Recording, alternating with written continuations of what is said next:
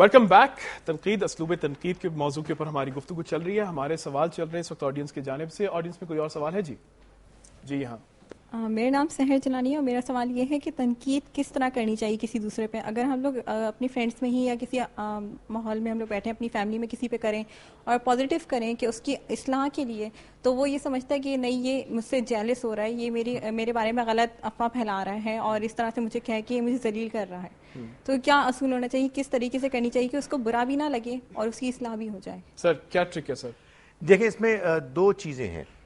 ایک تو سب سے آسان طریقہ یہ ہے کہ آدمی یہ سوچے کہ اگر کوئی مجھ پر تنقید کرتا تو میں اس پر کیسے ریئیکٹ کرتا، اور اگر وہ کسی ایسے اسلوب انداز میں کرتا کہ جس سے مجھے زیادہ تکلیف نہ ہوتی تو میں بھی اسی اسلوب کو، اسی انداز کو اختیار کروں. آپ کہیں گے کہ میں نے یہ ویک بات کی. آپ یقین جانیے کہ جب آپ اس کو پریکٹس کریں گے تو آپ کو یہ محسوس ہوگا کہ یہ بات بہت واضح ہے.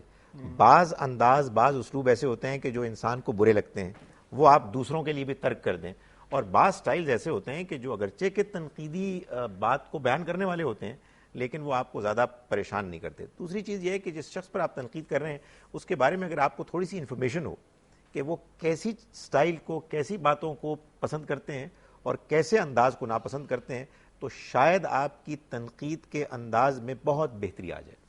ڈاکٹر صاحب ایک سوال میں پوچھنا چاہوں گا آپ سے کہ بعض اوقات تنقید کی جاتی ہے نہ صرف ایک حرکت پہ یا ایک شخصیت کی ایک پہلو پہ، بعض اوقات تنقید کی جاتی کسی چیز کے اوپر جس کے اوپر آپ نے محنت کی ہو.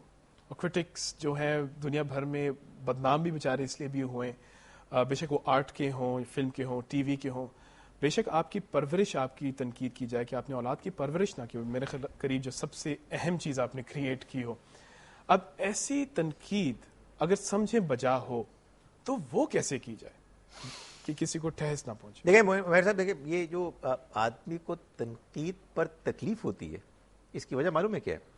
آدمی کو بہت سی چیزوں سے محبت ہوتی ہے. مجھے اپنی ذات سے محبت ہے، مجھے اپنی اولاد سے محبت ہے، مجھے اپنے سوچ سے محبت ہے، اپنے ملک سے محبت ہے، اور میں یہ محسوس کرتا ہوں کہ جو تنقید کر رہا ہے اصل میں وہ میری اس محبوب چیز کے اوپر حملہ آور ہو رہا ہے.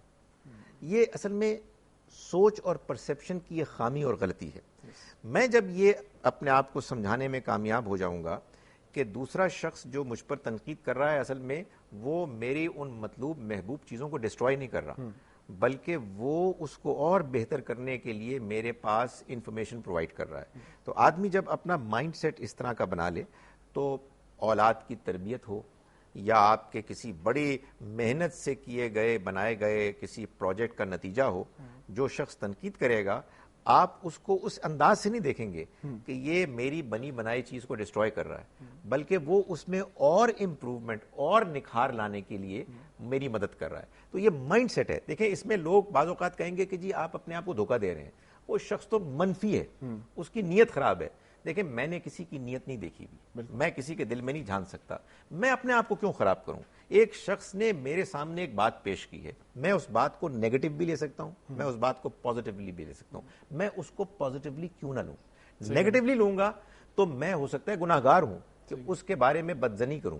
نیگیٹولی لوں گا تو میں اپنے آپ کو خراب کروں گا، پریشان ہوں گا، میں اپنے آپ کو ذہنی تکلیف میں مبتلا کروں گا. سو میرا خیال ہے کہ اگر انسان پازیٹیو ہو جائے تو وہ کسی تنقید کو بھی برا نہیں سمجھے. بالکل، میرا خیال سے اگر بدنیتی کی تنقید بھی آئے اور آپ کا ایٹیٹیوڈ پازیٹیو ہو تو آپ اس میں سے بھی کوئی چیز پازیٹیو نکال سکتے ہیں. جی میرا نام عدنان نواز ہے. میرا کویشچن ڈاکٹر صاحب سے یہ ہے کہ آج کل معاشرے میں اسٹوڈنٹس کو بہت ڈی مورلائز کیا جاتا ہے. اس کی وجہ نہ صرف ٹیچرس ڈی مورلائز کرتے ہیں بلکہ پیرنٹس بھی کرتے ہیں کہ تم نے فلاں پوزیشن کیوں نہیں لی، کہ اس نے اگر ایک لڑکے نے اگر فرسٹ پوزیشن لی ہے اور اس کا کیلیبر اگر زیادہ ہے، اگر دوسرے کا تھوڑا سا کیلیبر کم ہے، اگر اس نے پوزیشن نہیں لی تو اس کو ڈی مورلائز کیا جاتا ہے، جس سے وہ اپنے آپ کو ذہنی پریشانی کا شکار ہو جاتا ہے اور اپنے آپ کو ساری عمر نیچے درجے کا سمجھا رہتا ہے اور نہ صرف زندگی میں کبھی کامیاب کہ وہ سمجھتا ہے کہ میں کامیاب ہو ہی نہیں سکتا.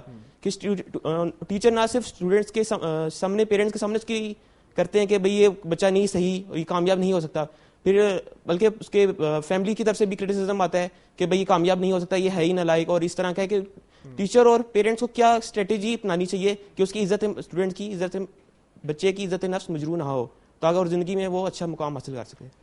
سر ذمہ داری کرٹیسزم ان لوگوں کی بھی ہوتی ہے جو اتھارٹی میں ہیں. کوئی شک نہیں عمیر صاحب، یہ بات انہوں نے بڑی صحیح کہی کہ بعض اوقات کرٹیسزم ایسا ہوتا ہے، ہم نے آج ابھی تک تو تنقید کی تعریف کی ہے، جی بعض تنقیدیں ایسی ہوتی ہیں کہ انتہائی فضول، بیکار اور ڈیمورلائز کرنے والی ہوتی ہیں، اس میں کوئی خیر خوبی نہیں ہوتی. آپ بھلا مجھے بتائیں کہ اگر میری پوزیشن کلاس میں 15th آئی ہے اور میرا پوٹینشلی اتنا ہے، تو آپ اگر تو یہ کہہ رہے ہیں کہ بھائی تم اپنے پڑھائی کے انداز میں ذرا تبدیلی کرو، تم نے یہ جو طریقہ اختیار کیا ہے یہ ذرا کمزور ہے، غلط ہے، تو یہ تو ایک پازیٹیو چیز ہوئی. مجھے اگر صرف یہ کہا جا رہا ہے کہ تم نکمے نالائق ہو اور وہ جو فرسٹ آیا ہے وہ قابل ہے، تو اس میں میرے لیے اصلاح کا کوئی امکان نہیں، کوئی اس میں سجیشن ہی نہیں ہے. ایسے موقع پر ظاہر ہے کہ تنقید کرنے والوں کو یہ سوچنا چاہیے کہ اگر وہ بچے کی اصلاح چاہتے ہیں تو انہیں ان کو کوئی چیز سجیسٹ کرنی چاہیے، اس کو انکریج کرنا چاہیے، اس کو وہ راستہ دکھانا چاہیے کہ جس راستے کو اختیار کر کے وہ اپنے آپ کو امپروو کر سکتا ہے. اور بچے کو چاہیے کہ وہ کوشش کرے کہ اپنے آپ کو اتنا مضبوط بنائے کہ وہ یہ کہے کہ یہ تنقید چونکہ بے جا تنقید ہے، اس لیے میں اس سے اپنے آپ کو منفی طور پر متاثر نہیں کروں گا.